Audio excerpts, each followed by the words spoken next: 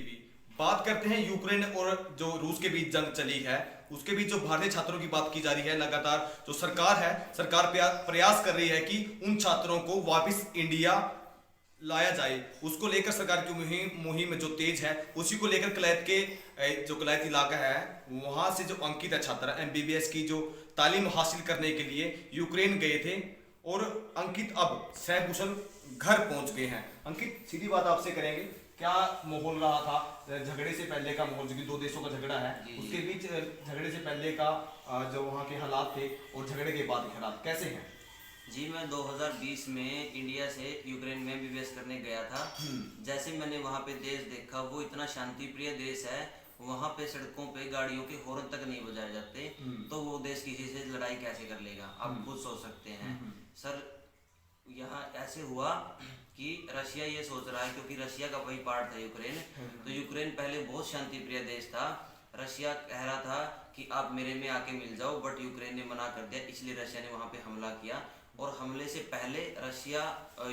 पहले यूक्रेन में इतनी शांति थी, क्योंकि हमले से एक दिन पहले तक भी यूक्रेन को नहीं पता था कि ऐसा कुछ होने वाला है। और जिस दिन से यूक्रेन में हमले हुए, उस दिन के बाद से यूक्रेन की स्थिति ही बदल गई। तो लंबे समय से आप अंकित तो वहाँ देख रहे थे किस प्रकार के हालात लगातार जारी रहते थे कि गोलाबारी कहीं ना कहीं हो ही जाती थी। हाँ जी।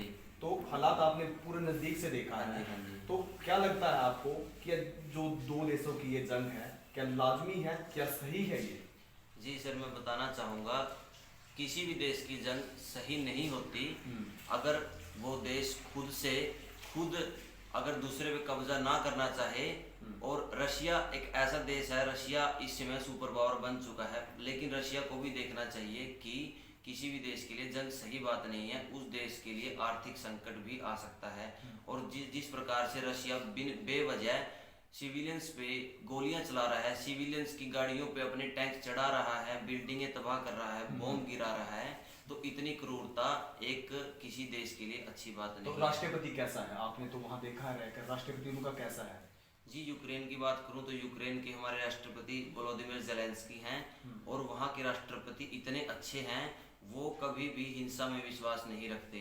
और जो रशिया के राष्ट्रपति हैं श्री व्लादिमीर पुतिन जी, वो ऐसे राष्ट्रपति हैं, वो मुझे नहीं पता अब उनमें क्या हो गया है, क्या सनक भर गई है, लेकिन वो सिविलियंस पे भी गोलियां चला रहे हैं।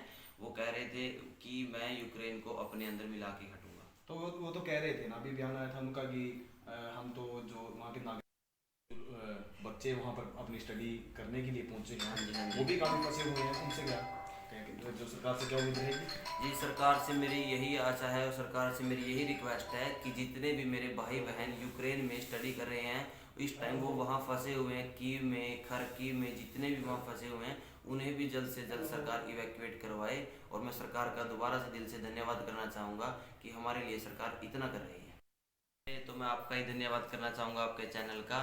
और उसके बाद मैं सर हमारे जिला उपायुक्त सर का भी धन्यवाद करना चाहूँगा, जिन्होंने इतनी जल्दी हेल्पलाइन नंबर जारी कर दिए और मेरे घर वालों के साथ कंधे से कंधा मिलाकर चले, और मेरी इस कठिन परिस्थिति में मेरी वहाँ से निकलने में इतनी मदद की, मेरे घर वालों को हौसला दिया, ताकि मेरे घर वाले, क्योंकि मेरे घर वालों से मेरी तो बात हो नहीं रही थी, प्रशासन ही बात कर रहा था मेरे घर वालों से, उन्होंने हौसला दिया कि हम आपके बच्चे से बातें कर रहे हैं और आपको परेशान होने की ज़रूरत नहीं है, हम वहाँ से जल्द निकाल देंगे। और मैं साथ ही साथ धन्यवाद करना चाहूँगा हमारी हरियाणा सरकार का, और हमारी भारत सरकार का भी, श्री नरेंद्र मोदी जी का भी धन्यवाद करना चाहूँगा, जिन्होंने इतनी फ़्लाइट्स जल्द से जल्द भेजकर और हमें वहाँ से इवैक्यूएट करवाया सेफली।